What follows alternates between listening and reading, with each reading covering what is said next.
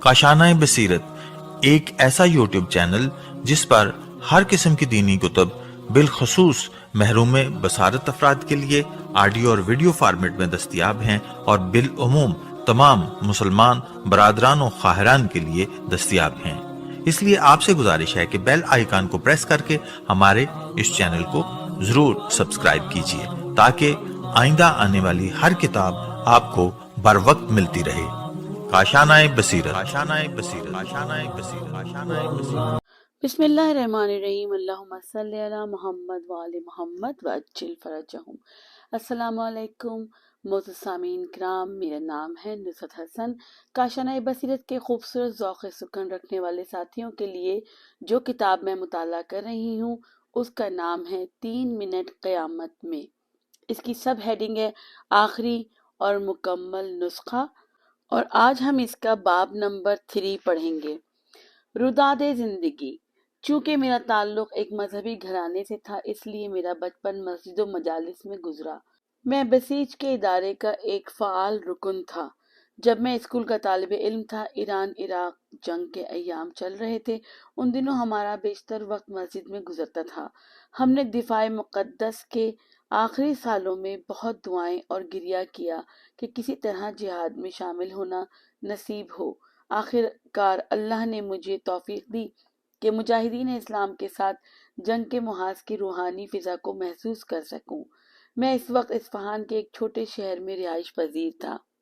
महाज की रूहानी फिजा जंग के साथ ही ख़त्म हो गई और मैं शहादत की हसरत दिल में लिए वापस लौटा। लेकिन इसके बाद मैंने अपनी तमाम हिम्मत और मेहनत को रूहानी दर्जात के हुसूल के लिए करार दिया। मैं जानता था कि शोहदाए जिहाद असगर से कब्ल जिहाद अकबर में कामयाब होते हैं, लिहाजा जवानी में मेरी पूरी कोशिश रही कि मुझसे कोई गुनाह सरजद ना हो। मस्जिद जाते हुए रास्ते में नजरें झुकाए रखता, मुबादा किसी नामहरम पर नजर पड़ जाए। मैं उम्र की 17 बहारें देख चुका था। एक शब खिलवत में खुदा से राजो न्याज के दौरान बहुत रोया और गिड़गिड़ाया कि परवरदिगार, तू मुझे इस दुनिया के गुनाहों और आलूदगियों से महफूज रख और जल्द अपने पास बुला ले। मैं नहीं चाहता कि गुनाह मेरे वजूद को आलूदा करें। मुझे डर है कहीं मामूलात जिंदगी से गैर जरूरी वाबस्तगी मेरी आकबत की खराबी का सबब न बन जाए। मैंने हजरत इजराइल से दरख्वास्त की कि वो मेरी रूह कब्ज करने जल्द आ जाएं। चंद दिन बाद मैंने अपने अहबाब के साथ मिलकर कुछ अफराद को मशहद मुक़द्दस की ज़ियारत पर ले जाने का प्रोग्राम बनाया। काफ़ी तरद्दुद के बाद सफ़र के इंतज़ामात मुकम्मल हुए और जुमेरात के दिन बाद ज़ोहर रवानगी का वक्त तय पाया। बुध का दिन गुजरा और मैं थका हारा घर लौटा तो हस्बे मामूल इजराइल को याद किया और अपनी मौत की दुआ मांगी।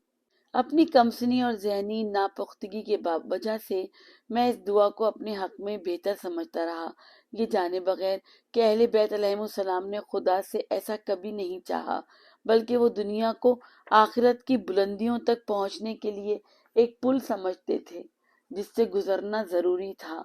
थकावट की वजह से जल्दी मेरी आंख लग गई। रात के आखिरी पहर उठा और तहज्जुद पढ़कर दोबारा सो गया। इसी आलम में देखता हूँ कि एक इंतहाई खूबसूरत जवान मेरे सिरहाने खड़ा है। इसकी हैबत और खूबसूरती ने मुझे इतना मुतासिर किया कि मैं बेख्तियार उठा और अदब से उसे सलाम किया। जवान ने मुझे मुखातिब किया और पूछा कि मुझे उससे क्या काम है और क्यों मैं उसे बार बार तलब करता हूँ, जबकि मेरी बारी भी अभी नहीं आई थी। ये बात सुनते ही मैं समझ गया कि ये जवान इजराइल हैं। मैं डर सा गया और सोचने लगा कि अगर इजराइल इतने हसीन और जमील हैं तो लोग उनसे इतना डरते क्यों हैं। इतने में इजराइल जाने लगे तो मैंने दोबारा उनसे इल्तिजा की कि मुझे अपने साथ ले जाएं। उन्होंने इशारे से मुझे रुकने को कहा। मैं अपनी जगह वापस पलटा और जोर से जमीन पर गिरा। घड़ी पर नजर पड़ी तो दिन के 12 बज रहे थे। इसी असना में मेरी आंख खुल गई और इर्द गिर्द गौर से देखा तो अंधेरा था। मैंने उठने की कोशिश की लेकिन जिस्म की बाईं तरफ शदीद दर्द महसूस हुआ। ख्वाब में मैं इसी जानिब गिरा था। अब नींद आंखों से गायब थी और मैं सोचता रहा कि क्या वाकई मेरी मुलाकात इजराइल अलैहिस्सलाम से हुई थी और ये कि वो किस कदर हसीन थे। सुबह होते ही मशहद मुक़द्दस के सफर की फिक्र में लग गया। عین اسی وقت کہ جب سب لوگ بس میں سوار ہو رہے تھے، پتہ چلا کہ دوستوں نے سپاہ پاسداران سے سفر کا اجازت نامہ نہیں لیا۔ میں نے بسیج کے بیس کیمپ سے موٹر سائیکل لی اور سپاہ کے دفتر روانہ ہوا۔ واپسی میں ٹریفک سگنل پر کسی ٹیکسی ڈرائیور نے اچانک بائیں طرف سے میری موٹر سائیکل کو زوردار ٹکر ماری۔ میں ٹیکسی کے بونٹ اور چھت سے ٹکراتا ہوا زمین پر جا گرا۔ میرے جسم کے بائیں حصے میں درد کی لہر اٹھی۔ ٹیکسی ڈرائیور تیزی سے میری جانب بڑھا۔ وہ کانپ رہا تھا۔ شاید وہ سمجھا کہ میں مر چکا ہوں۔ مجھے بھی یہی محسوس ہوا کہ اب میرا آخری وقت قریب ہے اور جناب اسرائیل یہاں سے گزرے ہیں۔ میں نے اپنی کلائی پر بندھی گھڑی پر نظر ڈالی تو ٹھیک 12 بج رہے تھے۔ جسم کے بائیں حصے میں شدید درد ہو رہا تھا۔ یہ گزشتہ رات والے خواب جیسی صورتحال تھی۔ میں نے سوچا کہ میں بچ جاؤں گا، کیونکہ خواب میں حضرت اسرائیل نے مجھ سے کہا تھا کہ ابھی میرے جانے کا وقت نہیں آیا۔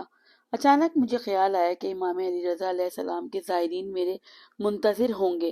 میں جلدی سے اٹھ کھڑا ہوا۔ ٹیکسی ڈرائیور نے مجھ سے پوچھا، آپ ٹھیک تو ہیں؟ میں سنی انسنی کرتا ہوا موٹر سائیکل کی طرف لپکا۔ وہ آوازیں دیتا رہا، کیا تمہیں یقین ہے کہ تم ٹھیک ہو؟ اسے خوف تھا میں کہیں موٹر سائیکل چلاتے ہوئے گر نہ جاؤں، اس لیے وہ راستے میں میرے پیچھے پیچھے رہا۔ خدا کا شکر کہ کاروان مشہد کے لیے روانہ ہو گیا۔ حادثے سے ہونے والا درد 2 ہفتے بعد ختم ہوا۔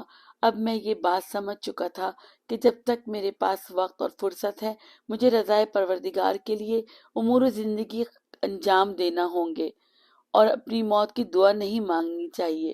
جب میرا وقت آئے گا تو حضرت اسرائیل مجھے خود ہی لینے آ جائیں گے، لیکن میں ہمیشہ دعا کرتا تھا کہ مجھے شہادت کی موت نصیب ہو۔ ان دنوں میری بھرپور کوشش تھی کہ میں اپنے دوستوں کی طرح سپاہ پاسداران انقلاب میں شامل ہو جاؤں۔ میرا عقیدہ تھا کہ سپاہ کی سبز وردی جیسا لباس امام زمانہ اجل اللہ فرجہ کے انصار زیبتن کریں گے۔ چند سال بعد میری کوششیں بارآور ثابت ہوئیں اور میں مختلف تربیتی مراحل سے گزرنے کے بعد شمسی تاریخ کے مطابق 1370 کی ابتدا میں سپاہ پاسداران انقلاب میں شامل ہو گیا۔ یہاں یہ بتانا ضروری سمجھتا ہوں کہ میں اپنے اعزاء و احباب کے نزدیک ایک محنتی، ذمہ دار اور خوش مزاج انسان ہوں اور کسی حد تک لوگوں کو بیوقوف بنانے کا فن بھی جانتا ہوں۔ میرے دوستوں کے مطابق میری صحبت میں کوئی اکتاہٹ محسوس نہیں کرتا، اسی لیے تربیتی کیمپس ہوں یا جنگی مشقیں، میں جس خیمے میں ہوتا وہاں سے ہنسنے کی آوازیں آتی۔ کچھ عرصے بعد میں نے شادی کر لی اور معمولات زندگی میں مگن ہو گیا۔ دن دفتر میں اور رات کا وقت گھر والوں کے ساتھ گزرتا۔ کچھ راتوں میں مسجد اور انجمن بھی چلا جاتا۔ یوں مجھے سپاہ پاسداران سے منسلک ہوئے 18 برس بیت گئے۔ ایک دن اعلان ہوا کہ جنگی آپریشن کے لیے آمادہ ہو جائیں۔ باب نمبر 4، میدان جنگ کا زخمی۔ سن 211 میں امریکی وابستہ تکفیریوں نے شمال مغرب ایران کے شہر پیران کے مظلوم شہریوں کو اپنی بربریت کا نشانہ بنانا شروع کیا۔ انہوں نے چند اہم مقامات پر قبضہ کر لیا اور وہاں سے گزرنے والی مسلح افواج کی گاڑیوں کو نشانہ بنانا شروع کیا۔ جب سپاہ پاسداران اور مسلح افواج مقابلے کے لیے تیاری کرتی تو تکفیری شمالی عراق کی طرف بھاگ جاتے۔ ستمبر 2011 میں جب سپاہ کے جانسار کمانڈر اور توپ خانے کے کچھ ذمہ دار مجاہدین شہید ہوئے تو سپاہ کے خصوصی دستوں نے خطے کی پوزیشن سنبھال لی اور ایک بڑے آپریشن کے بعد خطے سے دہشت گرد تنظیم پیزاک کا صفایا کر دیا۔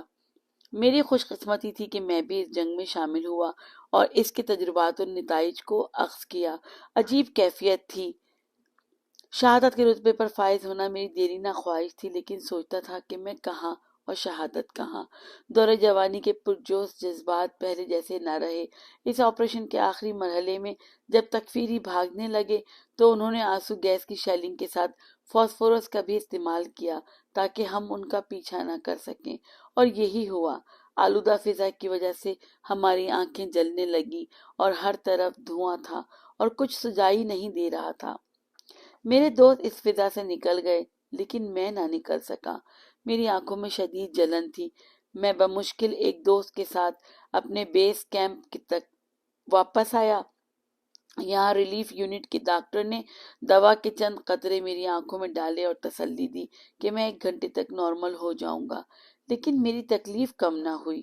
پھر میں فیلڈ ہاسپٹل اور شہر کے ڈاکٹر کے پاس بھی گیا۔ انہوں نے پین کلرز تجویز کیے جن سے وقتی آرام آ گیا، لیکن اس تکلیف کا مستقل حل نہ نکل سکا۔ خطے کے کامیاب آپریشن کے بعد فورسز اپنے کیمپس کی طرف واپس پلٹ آئیں، لیکن میری تکلیف ویسی کی ویسی ہی تھی۔ اسی طرح 3 سال گزر گئے۔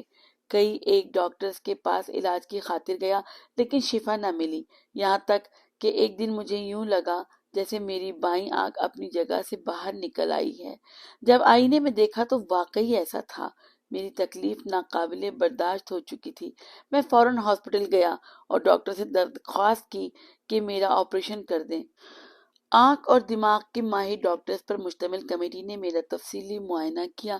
ایکس رے ہوئے اور رپورٹس آنے پر پتہ چلا کہ میری آنکھ کی پشت پر ایک رسولی ہے، جس کی وجہ سے آنکھ باہر کی طرف نکل آئی تھی۔ رسولی دماغ سے جڑی ہوئی تھی، اس لیے اسے بذریعہ آپریشن نکالنا انتہائی مشکل کام تھا۔ ڈاکٹرز نے مجھے آگاہ کیا کہ سرجری کی صورت میں دماغ کو نقصان پہنچنے کا اندیشہ ہے اور میری بینائی بھی جا سکتی ہے۔ ان نقصانات کا خطرہ 60% سے زیادہ تھا، اس لیے ڈاکٹرز آپریشن کے حق میں نہیں تھے، مگر میں آپریشن کرنے پر مصر تھا۔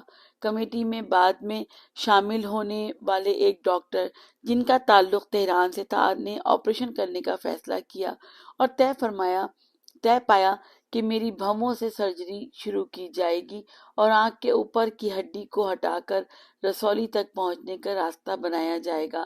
اس طرح رسولی کو نکالنا ممکن تھا۔ میرا آپریشن مئی 2015 میں اصفہان کے ایک اسپتال میں ہوا۔ اس کا دورانیہ 6 گھنٹے پر محیط تھا۔ آپریشن سے قبل ڈاکٹرز نے مجھے اور میرے گھر والوں کو بتایا کہ پیچیدگی کی وجہ سے آپریشن کی کامیابی کے 50% سے بھی کم امکانات ہیں، اور یہ کہ آپریشن مریض یعنی میرے اصرار پر کیا جا رہا ہے۔ میں نے ہاسپٹل روانگی سے قبل اپنی زوجہ اور گھر والوں کو الوداع کہا، ان سے معافی طلب کی کہ شاید ان سے یہ آخری ملاقات ہو۔ میری زوجہ حمل سے تھی اور وہ میری ہمراہی میں کئی مشکلات کاٹ چکی تھی۔ اللہ پر توکل کرتے ہوئے ہاسپٹل روانہ ہوا۔ وہاں پہنچ کر میری کیفیت عجیب تھی۔ آپریشن تھیٹر میں داخل ہوتے ہوئے محسوس ہوا کہ اب یہاں سے واپسی ناممکن ہے۔ آپریشن کا آغاز ہوا اور مجھے بے ہوش کر دیا گیا۔ ڈاکٹرز بہت احتیاط اور توجہ سے آپریشن کر رہے تھے، لیکن کافی وقت گزرنے کے بعد بھی رسولی نکالنے میں کامیاب نہ ہو سکے۔ آخرکار انہوں نے اپنی کوششیں تیز کر دی۔ آپریشن آخری مرحلے میں داخل ہو چکا تھا کہ اچانک سب کچھ بدل گیا۔ باب نمبر 5، آپریشن کا اختتام۔ مجھے احساس ہوا کہ میرا آپریشن کامیاب ہو گیا ہے اور اب مجھے کوئی تکلیف نہیں۔ میں پرسکون اور ہلکا محسوس کر رہا تھا۔ جسم سے درد ختم ہو جانے کا احساس انتہائی خوش کن تھا۔ میں نے خود سے کہا، پروردگار کا شکر ہے کہ میں نے شدید سر درد اور آنکھ کی تکلیف سے نجات پا لی۔ اگرچہ میرے چہرے پر بہت سی مشینیں لگی ہوئی تھیں، پھر بھی میں اسٹریچر سے اٹھ کر بیٹھ گیا۔ وہ دن کہ جب میں چھوٹا سا اپنی ماں کی گود میں تھا اور آج ہاسپٹل کے آپریشن تھیٹر میں اسٹریچر پر پڑا ہوا تھا۔ اس تمام عمر کے مناظر ایک لمحے میں میری نظروں کے سامنے سے گزرے۔ کتنا حسین لمحہ تھا کہ ایک ہی آن میں نے اپنے تمام اعمال دیکھ لیے۔ میں اسی کیفیت میں تھا کہ اپنی بائیں جانب سفید لباس میں ملبوس ایک نورانی چہرے والے شخص کو دیکھا جو دل میں اتر جانے کی حد تک حسین تھا۔ میرا دل چاہ کہ اٹھوں اور اسے اپنی آغوش میں لے لوں۔ نہ جانے کیوں وہ مجھے اتنا اچھا لگا۔ وہ نورانی شخص مجھے دیکھ کر مسکرا رہا تھا۔ میں اس کی نورانیت میں گم سا ہو گیا اور سوچنے لگا کہ یہ چہرہ جانا پہچانا سا ہے، شاید میں نے اسے کہیں دیکھا ہے۔ اتنے میں مجھے اپنے والد محترم، تایا جان، پھوپھی زاد اور دیگر لوگ نظر آئے۔ یہ سب کے سب دنیا سے رخصت ہو چکے تھے۔ میرا پھوپھی زاد ایران عراق جنگ کا شہید تھا۔ اسے دیکھ کر مجھے بہت خوشی ہوئی۔ میں اس نورانی شخص پر بھی نظر ڈالتا رہا۔ اچانک مجھے یاد آیا کہ ٹھیک 25 برس قبل مشہد مقدس کے سفر والی رات میری ملاقات عالم خواب میں جس شخص سے ہوئی، یہ وہی تھا یعنی حضرت اسرائیل۔ میں نے بڑے ادب سے سلام کیا۔ انہوں نے سلام کا جواب دیا۔ میری نظریں ان کے پرنور چہرے پر جمی ہوئی تھیں کہ انہوں نے کہا چلیں؟ میں نے حیرت سے پوچھا کہاں؟ اتنے میں ڈاکٹرز کی باتوں نے مجھے متوجہ کیا۔ سرجن نے دیگر ڈاکٹرز کو بتایا کہ مریض کا بچنا تقریباً ناممکن ہے اور آپریشن جاری رکھنے کا کوئی فائدہ نہیں۔ ایک اور ڈاکٹر نے برقی جھٹکے دینے والی مشین لانے کو کہا تاکہ مجھے بچانے کی آخری کوشش کی جا سکے۔ حیرت کی بات ہے کہ سرجن کی پشت میری طرف تھی، لیکن میں اس کا چہرہ دیکھ رہا تھا اور اس کے ذہن کو پڑھ سکتا تھا، بلکہ وہاں موجود ہر شخص کا ذہن کھلی کتاب کی طرح میرے سامنے تھا۔ میں نے تھیٹر پر لگے تمام مانیٹرز کو دیکھا جو بند ہو چکے تھے۔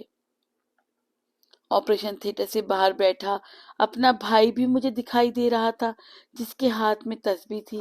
مجھے یہ بھی علم تھا کہ وہ کون سا ذکر پڑھ رہا ہے اور کیا سوچ رہا ہے۔ وہ خدا سے دعا مانگ رہا تھا، یا اللہ میرا بھائی لوٹا دے، اس کے 2 بچے ہیں اور تیسرا اس دنیا میں آنے والا ہے۔ اگر وہ نہ رہا تو اس کے بچوں کی کفالت کون کرے گا؟ وہ اس لیے زیادہ پریشان تھا کہ میری عدم موجودگی میں میرے حصے کی ذمہ داری کیسے نبھائے گا۔ ایک اور کمرے میں ایک شخص خدا سے میرے بارے میں گفتگو کر رہا تھا۔ مریضوں کے وارڈ میں میدان جنگ کا ایک غازی خدا سے میرے لیے دعا کر رہا تھا۔ میں اسے جانتا تھا اور تھیٹر میں آنے سے قبل اس سے رخصت ہو کر آیا کہ شاید اب میری اس سے دوبارہ ملاقات نہ ہو۔ یہ غازی خدا کے حضور گڑ گڑا رہا تھا، اے خدا تو مجھے اٹھا لے اور اس شخص کو شفا دے دے، کیونکہ اس کے بچے ہیں جبکہ میں لاولد ہوں۔ مجھے لگا جیسے میں ہر انسان کی نیت اور باطن کو واضح پڑھ سکتا ہوں اور سمجھ سکتا ہوں۔ میں ہر درد سے رہائی پانے کے بعد کافی پرسکون تھا اور بہت بہتر محسوس کر رہا تھا۔ اس نورانی شخص نے دوبارہ مجھے مخاطب کیا، چلیں؟ میں نے کہا نہیں۔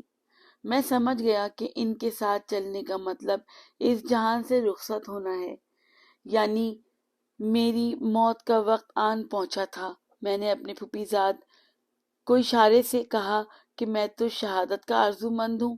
میں نے کئی سال جہاد اور شہادت کی تلاش میں گزار دیے کہ اب اس طرح بیماری کی حالت میں مر جاؤں، لیکن حضرت اسرائیل کو منع کرنے کا کوئی فائدہ نہیں تھا۔ مجھے بہرحال جانا تھا۔ اسی وقت 2 نوجوان میرے دائیں بائیں ظاہر ہوئے اور کہا چلیں؟ میں بے اختیار ان کے ساتھ چل پڑا۔ اگلے ہی لمحے میں نے خود کو ان نوجوانوں کے ساتھ ایک بیابان میں پایا۔ یہ بھی بتاتا چلوں کہ اس دوران وقت ویسا نہیں تھا جیسے عام زندگی میں محسوس ہوتا ہے۔ میں بیک وقت سینکڑوں موضوعات کو دیکھ اور سمجھ سکتا تھا اور مجھے علم تھا کہ میری موت کا وقت آن پہنچا ہے، لیکن میں بہت اچھا محسوس کر رہا تھا اور میری آنکھ کی تکلیف بھی ختم ہو چکی تھی۔ 2 ملائکہ جن کے بارے میں سنا تھا کہ اللہ کی طرف سے ہر انسان کے ساتھ 2 فرشتے مقرر ہوتے ہیں، میرے تایا اور پھوپھی زاد کے ہمراہ تھے۔ بڑی دلچسپ صورتحال تھی۔ اب میں 2 فرشتوں کو دیکھ رہا تھا جن کے چہرے دل میں اتر جانے کی حد تک حسین تھے۔ میری خواہش تھی کہ ہمیشہ ان کے ساتھ رہوں۔ ہمیں خشک و بے آب صحرا میں چل رہے تھے کہ میں نے کچھ الگ سا دیکھا، یہ کہ میرے سامنے ایک میز تھی اور میز کی دوسری طرف ایک شخص بیٹھا ہوا تھا۔ میں آہستہ آہستہ میز کے قریب ہو گیا۔ اپنی بائیں جانب مجھے سراب سا دکھائی دیا۔ غور سے دیکھا تو وہاں آگ کے شعلے بلند تھے جن کی تپش مجھے محسوس ہوئی۔ دائیں طرف دیکھا، دائیں جانب توجہ دی تو وہاں ایک بڑا اور خوبصورت باغ دیکھا، جیسے ایران کے شمال کا کوئی جنگل ہو۔ اس طرف سے ٹھنڈی ہوا آ رہی تھی۔ پھر میں نے میز کے پاس بیٹھے ہوئے شخص کو سلام کیا، جس کا اس نے بڑے ادب سے جواب دیا۔ میں سوچنے لگا شاید اس شخص کو مجھ سے کوئی کام ہے۔ میرے ساتھ موجود فرشتے خاموش تھے۔ میز پر ایک بھاری سی کتاب رکھی ہوئی تھی۔ باب نمبر 6، حساب نامہ اعمال۔ میز والے شخص نے اس کتاب کی طرف اشارہ کیا۔ میں اشارہ سمجھ نہ پایا اور حیرت سے اسے دیکھنے لگا۔ اس نے کہا، تمہاری اپنی کتاب ہے، پڑھو۔ آج حساب کتاب کے لیے اتنا ہی کافی ہے کہ تم خود اسے دیکھ لو۔ یہ جملہ میرے لیے کس قدر مانوس تھا کیونکہ میں نے اپنے استاد سے محافل میں وہ آیت سن رکھی تھی جس میں اسی بات کی طرف اشارہ تھا۔ سامعین کرام، یہ جملہ عربی میں لکھا ہے، میں کوشش کرتی ہوں پڑھنے کی، اگر غلطی ہو تو معذرت۔ اقرا کتابک کفا بنفسک الیوم علیک حسیبا۔ اب اپنی کتاب کو پڑھ لو، آج تمہارے حساب کے لیے یہی کتاب کافی ہے۔ الاسراء نمبر 14۔ اس جوان نے ٹھیک اسی آیت کا ترجمہ بیان کیا تھا۔ میں نے اپنے ارد گرد نظر دوڑائی، ایک لمحے کو رکا اور پھر کتاب کھولی۔ کتاب کے اوپر بائیں طرف جلی حروف میں لکھا ہوا تھا 13 سال 6 ماہ اور 3 دن۔ میں نے میز والے جوان سے اس کا مطلب دریافت کیا تو اس نے بتایا کہ یہ وہ دن ہیں جب آپ قمری سال کے اعتبار سے بالغ ہوئے تھے، لیکن میرے حساب سے 1 سال اور 15 دن کم درج تھے۔ جوان نے میرا ذہن پڑھ لیا اور کہا کہ بالغ ہونے کی نشانی صرف وہ نہیں جو آپ کے ذہن میں ہے۔ میں نے اس کی تائید کی۔ بلوغت کی عمر درج ہونے والے صفحے سے قبل تمام اچھے اعمال لکھے ہوئے تھے، جیسے مشہد مقدس کی زیارت، نماز کی اول وقت میں ادائیگی، مجالس کے انتظامات کرنا، والدین کا احترام وغیرہ۔ میرے استفسار پر جوان نے بتایا کہ یہ بلوغت سے قبل میرے تمام اچھے اعمال ہیں جنہیں محفوظ کیا گیا تھا۔ اس سے پہلے کہ میں اپنی بلوغت کے اعمال کا صفحہ دیکھتا، جوان نے تعریفی نظروں سے کتاب کو دیکھا اور کہا، تمہاری نمازیں اچھی ہیں اور خدا کی بارگاہ میں قبول بھی ہوئی ہیں، اب تمہارے باقی اعمال کی طرف بڑھتے ہیں۔ یہ سنتے ہی مجھے نبی کریم صلی اللہ علیہ وآلہ وسلم کی وہ حدیث یاد آ گئی جس میں انہوں نے فرمایا تھا، پہلی چیز جس کے بارے میں سوال کیا جائے گا وہ 5 وقت کی نمازیں ہیں۔ کنز الاعمال جیم 7 سواد 2 7 6۔ یہ اس کی میرے خیال میں جہاں پہ اس کا حوالہ دیا گیا ہے یہ وہ کنز الاعمال کتاب ہے۔ میں نے بلوغت سے پہلے ہی نماز ادا کرنا شروع کر دی تھی اور والدین کی توجہ کی وجہ سے ہمیشہ مسجد میں حاضر ہوا کرتا تھا۔ بہت کم ایسا ہوا کہ میری فجر کی نماز قضا ہوئی ہو۔ اگر کبھی اتفاقاً ایسا ہو جاتا تو میں رات تک افسردہ و پریشان رہتا۔ مجھے نماز کی اہمیت کے بارے میں بچپن ہی سے بتایا گیا تھا، اسی لیے میں نے نماز کو ہمیشہ اہمیت دی۔ اس حدیث کو یاد کر کے میں خوش ہوا اور دل میں امید پیدا ہوئی کہ میرے باقی اعمال بھی مقبول ہوں گے۔ میں نے اپنے نامہ اعمال کے پہلے صفحے پر نظر ڈالی۔ بلوغت سے قبل کے تمام اعمال اس صفحے پر تحریر تھے۔ ہر نیکی اور بدی حتیٰ کہ چھوٹے سے چھوٹا عمل بھی وہاں موجود تھا۔ کوئی ایسا عمل نہ تھا جو لکھنے سے رہ گیا ہو، یعنی اس کتاب میں سب ویسا تھا جیسا خدا تعالیٰ نے کہا ہے۔ سامعین کرام، ایک اور آیت ہے یہاں پہ، میں کوشش کرتی ہوں اس کو پڑھنے کی۔ فمن یعمل مثقال ذرۃ خیرا یرہ ومن یعمل مثقال ذرۃ شرا یرہ۔ پھر جس شخص نے ذرہ برابر نیکی کی ہے وہ اسے دیکھے گا اور جس نے ذرہ برابر برائی کی ہے وہ اسے دیکھے گا۔ یہ بھی الزلزال آیت نمبر 7 اور 6 یہاں پہ لکھا ہے بریکٹ میں، غالباً یہ اس کا حوالہ ہے۔ مطلب کہ ہم جس چیز کو دنیا میں ہلکا اور بے وزن سمجھتے ہیں وہ یہاں سنگینی کے ساتھ درج ہوتی ہے۔ میرا ہر عمل تصویری شکل میں بھی موجود تھا۔ تصویر پر نظر پڑتے ہی وہ ایک ویڈیو کلپ میں تبدیل ہو جاتا۔ تمام ویڈیوز 3D تھے جن میں ہر عمل کی تفصیل تھی، حتیٰ کہ ویڈیو میں میں جس سے مخاطب تھا اس کا ذہن بھی میں پڑھ سکتا تھا۔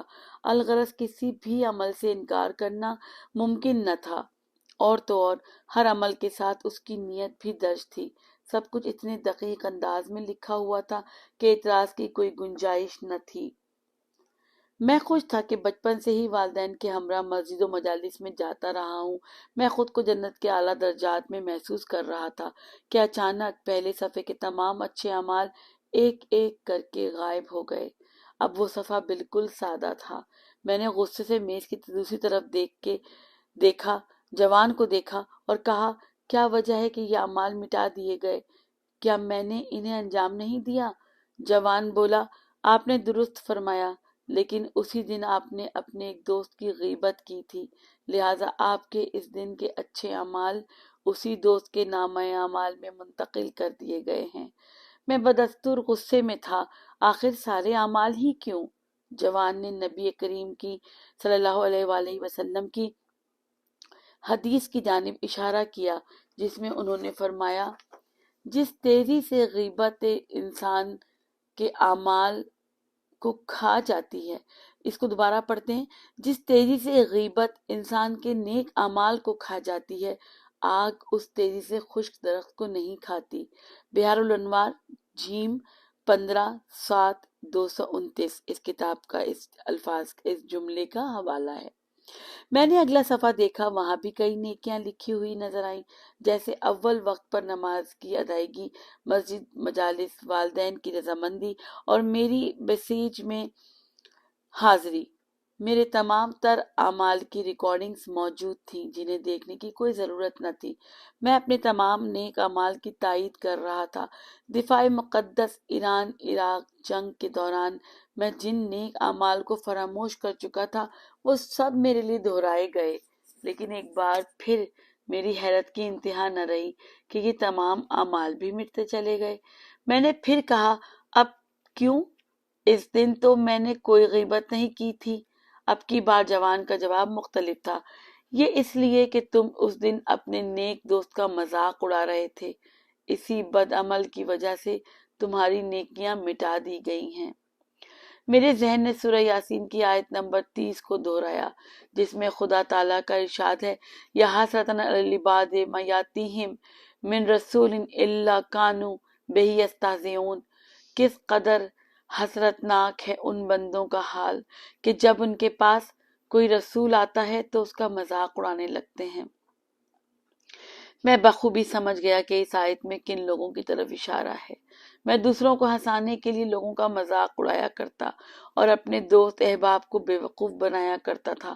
میں نے دل میں خود سے کہا، اگر یہ معاملہ اسی طرح چلتا رہا تو میری اوقات گرتی چلی جائے گی۔ اب اگلا صفحہ نظروں کے سامنے تھا، لیکن اس پر درج نیکیاں محو یا نابود نہیں ہوئیں، کیونکہ اس دن احباب کے ساتھ ہنسی مذاق کرتے ہوئے میں نے کسی کی توہین نہیں کی، یعنی میرا مزاج گناہ سے پاک تھا اور اسے خوش گپیوں تصور کرتے ہوئے نیکی میں شمار کیا گیا تھا۔ میں نے خدا کا شکر ادا کیا۔ اس وقت ایک حدیث یاد آئی جو امام حسین سے منسوب ہے۔ آپ فرماتے ہیں، نماز کے بعد بہترین عمل مومنین کے دل کو خوش کرنا ہے، اس انداز میں کہ جو گناہ نہ ہو۔ اور یہاں بریکٹ میں لکھا ہے المناقب جیم 4/75، یعنی یہ اس بات کا حوالہ ہے۔ اگلے سفر پر میں نے حیرت سے نظر ڈالی کیونکہ اس پر میرے لیے ایک حج کا ثواب لکھا ہوا تھا۔ میں نے جوان سے مسکراتے ہوئے مخاطب ہوا، اس عمر میں حج پر کب گیا تھا کہ مجھے علم ہی نہیں، اور یہاں اس کا ثواب درج ہے۔ جواب ملا کہ بعض اعمال کی ادائیگی پر حج کا ثواب ملتا ہے، جیسے والدین کو محبت کی نگاہ سے دیکھنا اور امام علی رضا علیہ السلام کی بمعرفت زیارت وغیرہ۔ لیکن پھر وہی ہوا، نیک اعمال حذف ہونے لگے، اب سوال کرنے کی گنجائش باقی نہ رہی۔ اس دن کا منظر مجھے دکھایا گیا جس میں اپنے دوستوں کے ہمراہ میں اپنے ایک دوست کو مسلسل تنگ کر رہا تھا۔ مجھے سورہ زمر کی آیت نمبر 56 یاد آئی جس میں مذاق اڑانے والوں کا ذکر ہے، ان تقول نفس یا حسرتاً علی ما فرطت فی جنب اللہ وَإِن كُنتُ لَمِنَ السَّاخِرِينَ۔ پھر تم میں سے کوئی نفس یہ کہنے لگے کہ ہائے افسوس کہ میں نے خدا کے حق میں بڑی کوتاہی کی ہے اور میں مذاق اڑانے والوں میں سے تھا۔ میں نے اپنے ساتھ کھڑے 2 افراد سے کہا کہ وہ میرے لیے کچھ کریں، میرے سارے اعمال ضائع ہوتے جا رہے ہیں۔ انہوں نے جواباً نفی میں سر ہلایا۔ ان کے چہرے کی مایوسی بتا رہی تھی کہ وہ میرے لیے کچھ نہیں کر سکتے۔ وہ نیک اعمال جن کا اجر حاصل کرنے کے لیے میں نے اتنی محنت کی تھی فہرست سے کم ہوتے جا رہے تھے۔ مجھے شدید روحانی اذیت کا احساس ہوا۔ دل چاہا کہ اٹھ کر چلا جاؤں۔ میری تمام روحانی ثروت میری آنکھوں کے سامنے ختم ہو رہی تھی اور میں بے بس تھا۔ اس دنیا کا میرا ہر مذاق یہاں بہت سنگین شمار کیا گیا۔ دوسروں کا نامہ اعمال میری نیکیوں سے پر ہو رہا تھا۔ ایک اور بات جو میں نے محسوس کی وہ یہ کہ عمر میں اضافے کے ساتھ میری اول وقت کی نمازوں، مسجد اور مجالس کا ثواب کم سے کم تر ہو رہا تھا۔ میں نے جوان سے پوچھا کہ ان ایام میں نے تمام نمازیں مسجد میں ادا کی تھیں اور مجالس میں بھی باقاعدگی سے حاضر ہوا تھا، پھر وہ تمام ثواب درج کیوں نہیں کیا گیا؟ جوان نے کہا، اپنا نامہ اعمال نامہ غور سے دیکھو۔ عمر گزرنے کے ساتھ ساتھ تمہارے اعمال میں ریاکاری بڑھتی گئی۔ ابتدا میں تم خالص نیت کے ساتھ مسجد اور مجلس میں جاتے تھے، لیکن بعد میں تم چاہنے لگے کہ لوگ تمہیں مسجد جاتے ہوئے دیکھیں۔ مجلس میں اس نیت سے جانا کہ دوست یہ نہ کہیں کہ تم مجلس میں شامل نہیں ہوتے۔ اگر تم خدا کی رضا کے لیے یہ اعمال انجام دیتے تو تمہیں کسی ایسی جگہ، مسجد یا مجلس میں بھی جانا چاہیے تھا جہاں تمہارے دوست نہ تھے۔ اب اجازت دیجیے سامعین کرام، اگلے حصے میں ہم باب نمبر 7 سے شروع کریں گے۔ السلام علیکم ورحمۃ اللہ وبرکاتہ۔